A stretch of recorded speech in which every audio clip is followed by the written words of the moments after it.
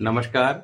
आज हम बात करेंगे कि क्या हम जीवन में सफल होंगे या नहीं होंगे, ये कैसे चेक करें। और अगर कोई योग कमज़ोर बने भी हैं, जो इंडिकेशन देते हैं कि भाई सफल होने में थोड़ा-सा चैलेंजेस रहेंगे, परेशानियाँ ज़्यादा रहेंगी, तो इन योग को मजबूत कैसे किया जाए? ऐसी कौन-सी रेमेडीज़ हैं, ऐसे कौन से पूजा पाठ है, जिसको आप नियम से अगर करेंगे तो आपकी कुंडली में योग हो या ना हो, मगर सफलता आपको अवश्य ही मिलेगी। तो यहाँ पर हमने पहले भी इस बारे में बात करी है कि कुंडली के अंदर जो हमारा लगन भाव होता है वो सबसे ज़्यादा इंपॉर्टेंस रखता है। लगन कुंडली का अगर मजबूत है तो व्यक्ति जीवन के अंदर निश्चित तौर पर सफल अवश्य होगा। सफलता कब मिलेगी, इसके लिए हमने फॉर्मूला बताया था कि आपकी कुंडली के अंदर दो फेस होते हैं, फेस वन और फेस सेकंड।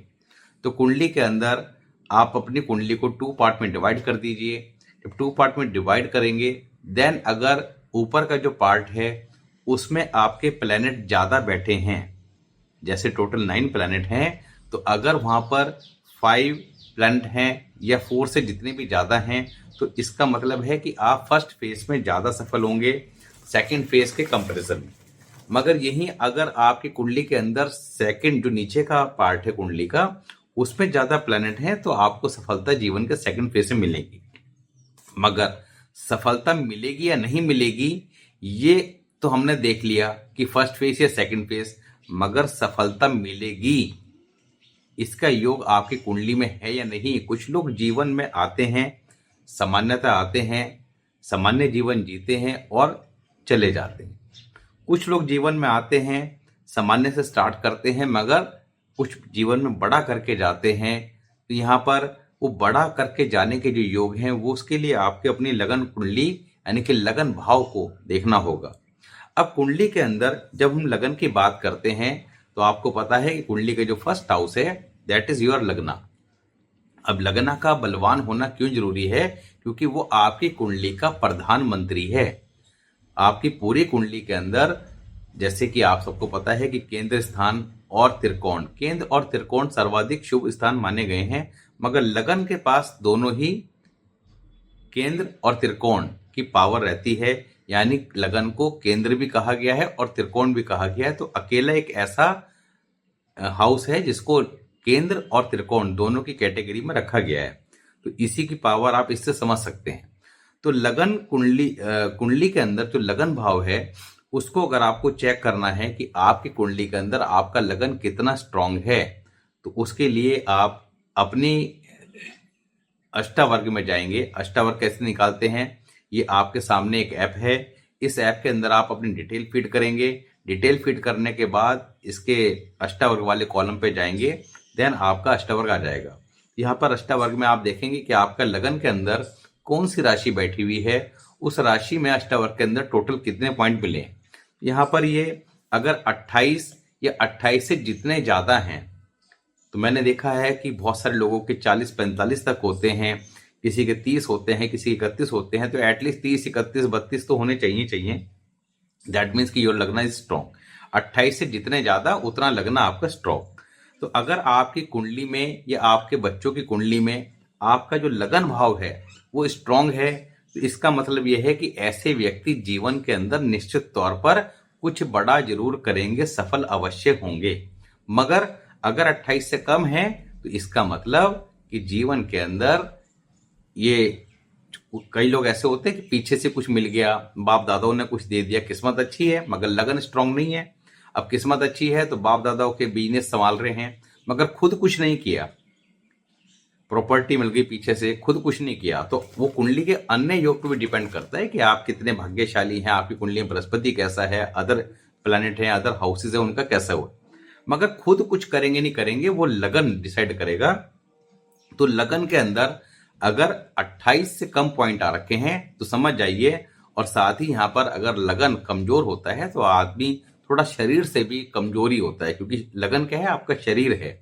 तो आपको यहाँ पर आज जो रेमेडीज सजेस्ट की जाएगी, वो रेमेडीज डेफिनेटली आपके लगन को मजबूत करेगी, चाहे बेशक वहां पर कम पॉइंट हो। और आपके जो शरीर के अंदर जो आप एक नॉर्मल, कई लोग ऐसे होते हैं ना बाय डिफॉल्ट बड़े स्ट्रांग शरीर के होते हैं, कुछ लोग होते हैं थोड़ा सा कमजोर शरीर के होते हैं, जल्दी बीमार पड़ जाना, थोड़ा नाजुक प्रवृत्ति के होते हैं। तो ये सब लगन की उस पर डिपेंड करता है। तो लगन के अंदर अगर आपके किसी प्रकार की भी वीकनेस है, देन आपको ये रेमेडीज परफॉर्म करनी है। और अगर नहीं भी है, आपका लगन ऑलरेडी मजबूत है, तब भी आप ये रेमेडीज करेंगे तो 100% आपको और ज्यादा अच्छे रिजल्ट देखने को मिलेंगे। अब रेमेडीज की जब बात की जाती है तो हमें रेमेडीज करनी क्या है, लगन को कैसे स्ट्रॉन्ग करना है। तो देखिए यहाँ पर आपको एक बात समझनी होगी कि हमें अपने लगन को स्ट्रॉन्ग करने के लिए कुंडली के अंदर कालपुरुष कुंडली को समझना होगा। कालपुरुष कुंडली क्या होती है कि जो आपका लगन है वहां पर कोई भी राशि लिखी हुई हो, 1 से 12 नंबर तक कुछ भी लिखे हो सकते हैं, मगर आपने वहां पर 1 नंबर को कंसिडर करना है। तो यानी कि ये कालपुरुष कुंडली आपकी तैयार हो जाएगी। और जब कालपुरुष कुंडली को आप देखेंगे तो वहां पर मेष राशि आती है। मेष राशि के जो स्वामी है वो कौन है, मंगल देव। तो कुंडली के अंदर मंगल जो है बाय डिफॉल्ट हर किसी के लिए लग्नेश का काम करते हैं। तो नेचुरली जो आपकी कुंडली के अंदर लग्नेश है वो कौन है, मंगल। और आप मंगल के इस इंपॉर्टेंस को इस बात से समझ जाइएगा, ये बात मैंने पहले भी कई बार डिस्कस की है, कि हमारे जो 7 के 7 दिन हैं, इसके अंदर सोमवार से लेकर आपका सोम मंगल बुध बृहस्पति शुक्र शनि इतवार, 7 दिनों में सबसे ज्यादा इंपॉर्टेंस मंगलवार को ही दी गई है। क्योंकि होता क्या है कि जो चीजें हम समझने का प्रयास कर रहे हैं, कोई लोग 40 साल की उम्र में समझते हैं, कोई 50 की उम्र में, जैसे आप सभी लोग वीडियोस देख रहे हैं, तो होता क्या है कि हमें लगता है कि भाई ये चीजें समझने में हमें काफी डिले हो गया, अगर ये बात हमें टाइमली पता लग जाती तो हम शायद कुछ जीवन में और अच्छा कर पाते। मगर जब हमें ये चिंता बढ़ जाती है तो हम क्या करते हैं, कुछ रूल अपने जीवन में अपने आने वाली जनरेशन को परेशानी ना देखनी पड़े तो उसके लिए वो अप्लाई कर देते हैं। तो एक रूल बना दिया गया था कि आपने मंगलवार को प्रसाद चढ़ाना है। तो इसी वजह से मंगलवार को आप देखते हैं कि मंदिरों में एक ट्रेंड बना हुआ है कि प्रसाद चढ़ाना और भीड़ लगना। अब इसके पीछे का लॉजिक यही है ताकि आप मंगल को अच्छा रख सकें। अब प्रसाद चढ़ाने से मंगल अच्छा क्यों होता है, इस बात को समझिएगा, क्योंकि जब तक आप बात के लॉजिक को नहीं समझेंगे तब तक आप उसको अच्छा नहीं कर पाएंगे। और मंगल को कुंडली में अच्छा रखना क्यों जरूरी है, इसको आप ऐसे समझिए कि ये कुंडली के अंदर अगर सूर्य राजा है तो मंगल सेनापति है, तो जितनी भी लड़ाइयां जीतते हैं राजा वो अपने सेनापति के दम पर ही जीतते हैं। तो कुंडली के अंदर अगर मंगल ही खराब है तो बाकी प्लेनेट कितने भी अच्छे हों, आपके घर में सुख शांति नहीं रहेगी, एग्रेशन चिड़चिड़ापन ज्यादा रहेगा, और साथ ही आपको जो है किसी न किसी प्रकार के चैलेंजेस, चाहे नौकरी के अंदर हो या आपकी मैरिड लाइफ के अंदर हो, देखने को अवश्य मिलेंगे। तो इन सब बातों के लिए प्रसाद चढ़ा के बांटना, यानी कि जब आप कुछ बांटते हैं तो आपका मंगल अच्छा होता है। जब आप कुछ फ्री में लेते हैं तो इससे मंगल खराब होता है।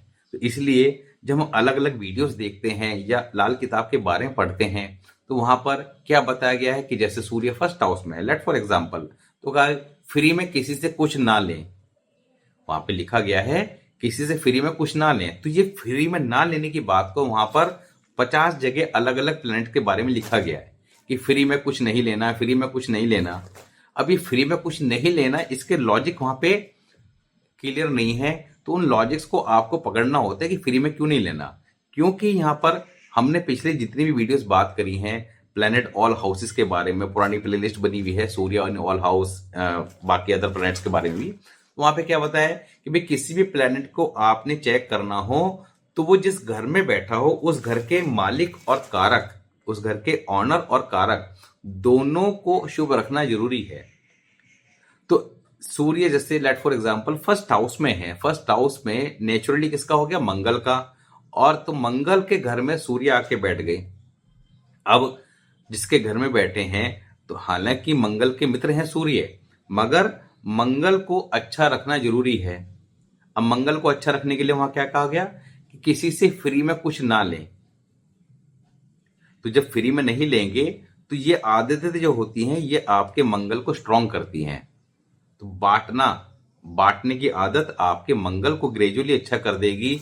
मंगल खराब अगर कुंडली में होता है तो बहुत ज्यादा प्रॉब्लम क्रिएट करता है। परिवार के अंदर सुख शांति चली जाती है, जहाँ तक का खुद का पीस ऑफ माइंड नहीं रहता, क्योंकि मंगल हमारे जीवन के अंदर खुशियों का कारक है, मांगलिक कार्यों का कारक है। मांगलिक कार्य जब होते हैं तो जीवन में क्या आती है, खुशियां आती हैं। जब बर्थडे सेलिब्रेशन करते हैं या शादियां होती हैं या तीज त्योहार मनाते हैं, all thing are connected with mangal, all celebration are mangal. तो मंगल को विशेष जोर दिया गया है। पुराने समय से ही लाल किताब 1939 में आई है पहली, उसके बाद इसके 4 एडिशन आए, तो वो आप सबको पता है। मगर ये जो परंपराएं हैं ये पुराने समय से चली आ रही हैं, इसी वजह से यही सारी बातें लाल किताब में भी हैं। तो लाल किताब का जो कॉन्सेप्ट है बहुत ही ज्यादा प्योर और क्लैरिफाई है, जो आपको एग्जैक्टली इंडिकेट करता है कि प्रैक्टिकल वे में लाइफ को कैसे अच्छा लेके चलना है। तो यहाँ पर मंगल को कुंडली के अंदर शुभ रखना सबसे ज्यादा जरूरी है। अब मंगल को शुभ कैसे करें, मंगल को शुभ रखने के फायदे क्या क्या हैं? नंबर 1, मंगल अच्छा होगा तो जीवन के अंदर मांगलिक कार्य अच्छे होंगे। अब मांगलिक कार्य अच्छे होने से मतलब क्या है कि समय पर विवाह होना, समय पे आपका मंगल कैरियर भी है तो समय पे आपका नौकरी स्टार्ट होना, यानी कि मंगल कुंडली के अंदर आपके रिलेशन हैं, आपके भाई हैं, आपके रिश्तेदार हैं। तो इसके लिए करना क्या है? नंबर 1, लाल रंग का रुमाल सदैव इस्तेमाल करें। हम पॉकेट में रुमाल यूज करते हैं, वो लाल रंग का करें। सिल्वर का स्क्वायर पीस 2-3 बनवा लीजिए, एक अपने पूजा स्थान में रखिए। अब पूजा स्थान में कैसे रखना है? सिल्वर का square piece 1 inch by 1 inch, उसके कॉर्नर शार्प होने चाहिए और उसको पूजा स्थान में रखें। गंगा जल से डेली धोएं, उस पे पीले चंदन का या हल्दी का तिलक लगाएं और ये करके देखिएगा, इसके चमत्कार आपको विद इन अ मंथ दिखने शुरू हो जाएंगे। क्योंकि कोई भी जब हम इस तरह की रेमेडीज करते हैं तो वो लगभग 40 दिन के अंदर अपना रिजल्ट दिखाना शुरू कर देती है। रेमेडीज बहुत प्रकार की हैं, कुछ आपका with in a minute, with in A hours अपना वर्क दिखाती है, जो जल प्रवाह वाली वगैरह होती हैं। मगर कुछ रेमेडीज जो होती हैं वो थोड़ा सा टाइम लेती हैं, मगर हर एक की अपनी अपनी इंपॉर्टेंस है। किसको कब करना है ये डिपेंड करता है अलग। यहाँ पर हम ऐसे रेमेडीज की बात करें, इसके कोई साइड इफेक्ट नहीं है, जिसको आप इजीली कर सकते हैं। तो सिल्वर का स्क्वायर पीस एक पूजा स्थान में अवश्य रखिए और एक अपने पर्स या पॉकेट में रखिए। कॉर्नर शार्प होने चाहिए, सिल्वर की प्योरिटी ज्यादा से ज्यादा हो उतना अच्छा रहेगा, ये कीजिएगा। दूसरा, भोजन बांटिए, लोगों को भोजन कराइए समय समय पर। घर में कोई गेस्ट आए तो उसका पूरा मान सम्मान कीजिए। आपने सुना होगा कि पुराने समय में लोग कहा करते थे कि जो गेस्ट होते हैं, मेहमानों को भगवान का रूप कहा गया है, कि मेहमान जिनके घर मेहमान आते हैं वो लोग भाग्यशाली होते हैं। अब इसका मतलब क्या है कि मेहमान से मतलब क्या है कि जो आपके घर में गेस्ट आए हैं दैट इज मंगल, आप उनको क्या कराएंगे? भोजन कराएंगे। तो जब आपके घर में कोई आएगा आप उसको भोजन कराएंगे तो आप अपने मंगल को इंडायरेक्टली अपने आप ही, आपको पता ही नहीं, आपको ठीक कर रहे हैं। तो जो लोग इस बात को लेके परेशान हो जाते हैं कि अब गेस्ट आ रहे हैं, इनको ये कराना पड़ेगा, वो कराना पड़ेगा, तो जब हमें ये बात समझ में आ जाती है तब आपकी विचारधारा चेंज हो जाती है, आप खुश होते हैं और आपके रिलेशन अपने आप ही हेल्दी होते हैं। क्योंकि जब आप अंदर से खुश होते हैं तो इसका एहसास सामने वाले को भी हो जाता है। आपका अंदर से मूड खराब हो गया, कोई घर पे आया, सामने वाले भी समझ जाएगा, तो आपके रिलेशन हेल्दी नहीं होंगे, अगली बार वो नहीं आएगा। तो यहाँ पर आपने मंगल को कहीं ना कहीं खराब किया। तो मंगल को ठीक रखने के लिए क्या क्या बताया? लाल रुमाल हो गया, सिल्वर का स्क्वायर पीस हो गया, 3 मेटल की रिंग पहन सकते हैं जिसके अंदर गोल्ड सिल्वर कॉपर बराबर मात्रा में हो, ढलाई वाला छल्ला, साथ ही आपका हनुमान चालीसा का पाठ, दैट इज एक्सीलेंट रेमेडी। तो हनुमान चालीसा का पाठ अवश्य करें। हनुमान चालीसा का पाठ वैसे तो कुंडली के अकॉर्डिंग अलग अलग प्लेसमेंट में मंगल के अकॉर्डिंग बताया गया, जैसे मंगल 9th हाउस में हो तो मैंने पुरानी वीडियोस में एडवाइस किया है। हालांकि कुछ को दुर्गा चालीसा का पाठ ज्यादा फायदा करता है, मगर यहाँ पर मेरा मानना यह है कि आप हनुमान चालीसा, और अगर आपकी कुंडली के अंदर दुर्गा चालीसा का पाठ, जैसे कि जुपिटर आपका 3rd हाउस में हो या मून 3rd हाउस में हो या मरकरी 3rd हाउस में हो, तो हनुमान दुर्गा चालीसा का पाठ काफी ज्यादा लाभ देता है, तो वो भी साथ में कर सकते हैं। तो यहाँ पर ये छोटी छोटी जो बातें हैं, जब हम इनको अप्लाई कर देते हैं तो ग्रेजुअली ठीक होना स्टार्ट होता है। मंगल अगर कुंडली के अंदर 4th हाउस में है, 8th हाउस में है या कहीं भी प्लेस्ड है, अगर खराब है, डिपेंड करता है कितना खराब है, तो ये पूरे लाइफ को, पूरे परिवार को बर्बाद करने वाला होता है, क्योंकि ये परिवार के अंदर एग्रेशन, गुस्सा, लड़ाई झगड़े, क्योंकि मंगल कुंडली के अंदर जब भी खराब होता है, मैंने आपको तब भी बताया था कि इट्स बिहेव जस्ट लाइक अ राहु। आप ये समझ लीजिए कि वहां मंगल नहीं बैठा है, उसको राहु मान के आप उसके प्रेडिक्शन दे दीजिएगा, रिजल्ट सेम टू सेम मिलेंगे। तो मंगल कुंडली में अच्छा होगा। तो मंगल के बारे में क्या कहा है कि मंगल अगर कुंडली में अच्छा है तो राहु कुंडली में कंट्रोल रहेगा, और राहु जीवन के अंदर सबसे ज्यादा बड़ी परेशानियों का कारण होता है, क्योंकि Rahu ups and down in career देता है, जो भी करता है अचानक देता है। तो मैंने देखा है बहुत सारे लोग अचानक कि बहुत अच्छी पोस्ट पे थे, अचानक जॉब चली गई, पता ही नहीं हुआ क्या, अचानक एक्सीडेंट हो गया, आप अच्छा खासा एक लाइफ को एंजॉय कर रहे थे, अचानक एक्सीडेंट हुआ, बेड रेस्ट पे आ गए, नौकरी भी गई, काम धंधा भी गया, और जो पैसे थे वो तो गए, साथ ही आपका शरीर भी खराब हो गया। तो राहु जो सडन प्रॉब्लम्स क्रिएट करता है उसको मंगल ही कंट्रोल करता है, मगर मंगल कंट्रोल करेगा कब? जब वो खुद अच्छा हो। तो मंगल को हम अच्छा नहीं रख पाते।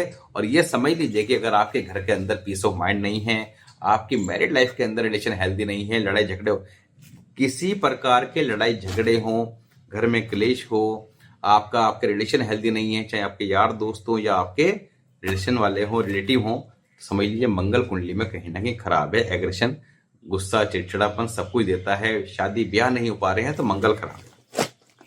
तो ये जो कुछ जनरल रेमेडीज हैं, जब ये करते हैं, और ये सारी की सारी प्रैक्टिकल टेस्टेड है, इसी वजह से बता रहे हैं, क्योंकि मैंने देखा है कि मंगल 4th हाउस जिसके भी होता है, और अगर चंद्रमा कुंडली के 3rd हाउस, 1st हाउस या 8th हाउस में ना हो, that is very very great trouble है। मतलब ये समझ लो कि ये इतने आफती लोग होते हैं कि ऐसे जातक अपनी चलाने वाले, इनकी तारीफ करोगे, अपनी अपनी गुणगान करेंगे, घर के अंदर रहेंगे तो हमेशा गुस्सा करते रहेंगे, घर के बाहर ठीक रहेंगे, चिड़चिड़ापन बहुत ज्यादा रहेगा, सामने वाले में कमी निकालेंगे, बुराइयां करेंगे अपने घर के लोगों की बाहर जाके। तो ये सारे के सारे, इनको कोई व्यक्ति खुश अच्छा बर्दाश्त नहीं होता। घर के अंदर सब लोग लगे रहें, मेहनत करते रहें, काम करते रहें, तो ये अपना हाँ ठीक है, रौब चलाने वाले, दूसरा 2 मिनट शांति से बैठ जाएगा, इनको परेशानी क्रिएट हो जाएगी। तो ये बहुत ज़्यादा, इसके बारे में हमने मंगल वध की वीडियो में बात कर रखी है, बहुत लंबा वीडियो है मंगल वध का, उसको आप कभी सुनिएगा। तो यहाँ पर ये जो 3-4 चीज़ें बताई हैं, आप इनको अवश्य करें। ये इसलिए बताना जरूरी था क्योंकि नॉर्मली आज की डेट में ये एक बेसिक कॉमन प्रॉब्लम हो गई है कि हम लोग के जीवन में अचानक बड़ी परेशानी आ जाती है। उन अचानक बड़ी परेशानियों को कंट्रोल करने के लिए आपको इन चीज़ों को लगातार फॉलो करना जरूरी है, और ये करके देखेंगे, इसके रिजल्ट आपको निश्चित तौर पर देखने को मिलेंगे। तो इसी प्रकार नेक्स्ट वीडियो में हम बात करेंगे एक अच्छे से टॉपिक पर। मिलते हैं नेक्स्ट वीडियो में, तब तक के लिए नमस्कार।